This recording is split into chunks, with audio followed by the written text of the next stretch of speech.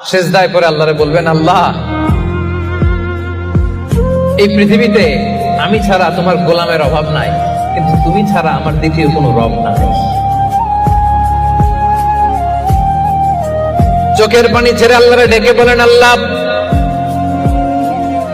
এই জমিনে আমি ছাড়া তোমার গোলামের কোনো অভাব নাই, কিন্তু তুমি ছাড়া দ্বিতীয় কোনো রব আমার নাই, তুমি ছাড়া দ্বিতীয় কোনো জায়গায় চাওয়ার সুযোগ আমার নাই।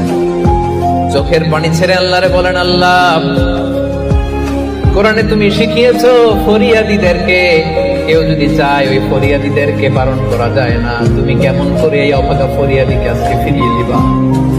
চোখের পানি ছেড়ে আল্লাহর কাছে চা, সব তিনি দিয়ে দিতে পারেন। চিল্লায় বলেন ঠিক কিনা? গোটা বিশ্বের সবাই আমাদের যার যা লাগবে সব যদি আল্লাহর কাছে চাই, আল্লাহ যদি সবাইকে সবকিছু দিয়ে দেয়, আল্লাহ বলে আমার ক্ষমতার 1 ইঞ্চিও কমবে না। চিল্লায় বলেন ঠিক কিনা?